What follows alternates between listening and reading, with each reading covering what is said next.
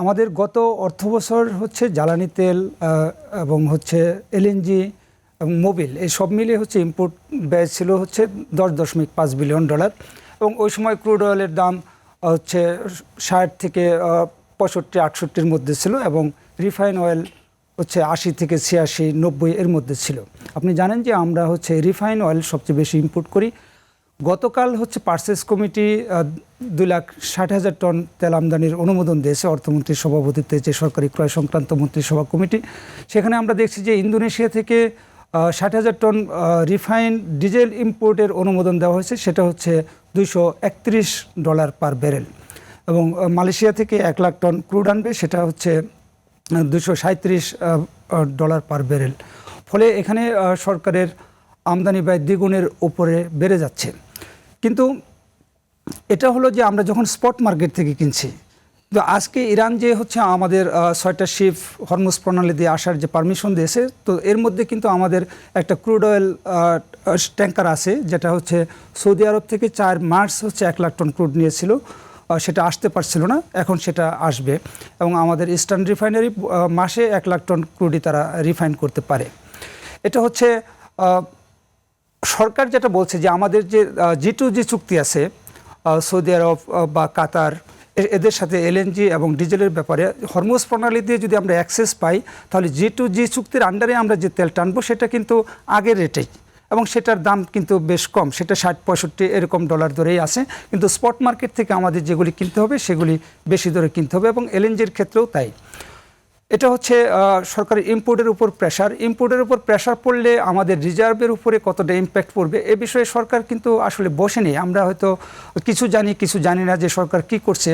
আপনি দেখেন যে 80টার উপরে দেশ জ্বালানি তেলের দাম বাড়িয়েছে, এবং অনেক দেশে হচ্ছে পরিবহন বন্ধ, যেমন ফিলিপাইনে ফ্রি পরিবহন বন্ধ, অনেক দেশে হচ্ছে স্কুল কলেজে বন্ধ করে দিয়েছে। কিন্তু আমাদের কিন্তু ওরকম অবস্থা হয়নি। আমাদের পেট্রোল পাম্পগুলিতে অকটেন এবং পেট্রোলের এক ধরনের সংকট আমরা দেখছি, ডিজেলে মেজর কিন্তু সংকট নেই। গাড়িগুলি হয়তো ফুল ট্যাঙ্কি পাচ্ছে না একটা পাম্প থেকে, কিন্তু ডিজেল পাচ্ছে না এরকম ঘটনা নেই। ফলে সরকার এখানে ম্যানেজ করছে। অকটেন পেট্রোলের ক্রাইসিস হওয়ার বড় কারণ হলো যে আমাদের কনডেনসেট সিলেটের বিবিয়ানা গ্যাস ক্ষেত্র থেকে গ্যাসের উৎপাদন কমে গেছে। আমরা কনডেনসেটটাও মিডল ইস্ট থেকে ইম্পোর্ট করতাম। আমাদের দেশে 4টা বেসরকারি প্রতিষ্ঠান, তারা হচ্ছে এগুলি রিফাইন করে অকটেন পেট্রোল গভর্নমেন্টকে সরবরাহ করতো, সেটা পারছে না। এবং আমরা হচ্ছে ক্রুড অয়েল যেটা ইম্পোর্ট করি সেখান থেকে 30-35% হচ্ছে পেট্রোল অকটেন পাই রিফাইন করে, সেটা আমরা পাচ্ছি না। আমাদের ইস্টার্ন রিফাইনারি প্রায় বন্ধ হওয়ার মতো অবস্থা। তো তার মধ্যে সরকার প্রাইস অ্যাডজাস্ট করছে না। রিজার্ভের উপরে স্বাভাবিকভাবে চাপ আসবে, এবং এই চাপটা মোকাবেলা করার জন্য সরকার এবং বাংলাদেশ ব্যাংক বেশ কিছু ইনিশিয়েটিভ নিয়েছে। আমাদের সাথে গভর্নরের কথাও হয়েছে। গভর্নর যেটা বলেছেন যে বাংলাদেশ ব্যাংক হচ্ছে $2 বিলিয়ন একটা ক্রেডিট লাইন তারা হচ্ছে তৈরি করার চেষ্টা করছে। IMF-এর সাথে তারা আলাপ করছে, ওয়ার্ল্ড ব্যাংক ADB-র সাথেও আলাপ করছে। এটা হচ্ছে গভর্নমেন্টের যে ইম্পোর্ট ফুয়েল এবং ফার্টিলাইজার ইম্পোর্টের পেমেন্টটা পরিশোধ করার জন্যে।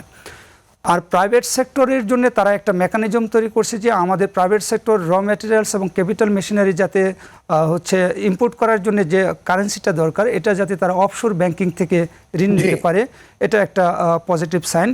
গভর্নমেন্টের আরেকটা এস্টিমেট আছে যে সামনে বর্ষাকাল আসছে, ফলে হচ্ছে আমাদের ফার্টিলাইজারের ডিমান্ড কমে যাবে। হজের যে পেমেন্টটা বাংলাদেশে করার কথা ছিল সেই পেমেন্টটা অলরেডি করে ফেলছে, এবং সামনে কুরবানি ঈদ আছে, আমাদের রেমিটেন্সও এখানে বাড়বে। ফলে আগামী কয়েক মাস বিশেষ করে বর্ষাকালে হচ্ছে প্রতি বছরই বাংলাদেশে হচ্ছে ব্যাংকিং সেক্টরে হচ্ছে ডলারের ডিমান্ড কম থাকে, এবং সরকার এই সময় ব্যাংক থেকে হচ্ছে বাংলাদেশ ব্যাংকে এই সময় ডলার কিনে রিজার্ভ বিল্ড আপ করে। ফলে সরকার মনে করছে যে আমাদের কারেন্সি কিছুটা ডিভ্যালুয়েশন হবে, অবশ্যই রিজার্ভের উপর প্রেশার পড়বে, কিন্তু এটা আসলে আতঙ্কিত হওয়ার পর্যায়ে যাবে সেটা না। কিন্তু সরকার যে দাম বাড়াচ্ছে না, এতে আমাদের বাজেট ঘাটতি বা সাবসিডির উপর প্রেশার আসবে।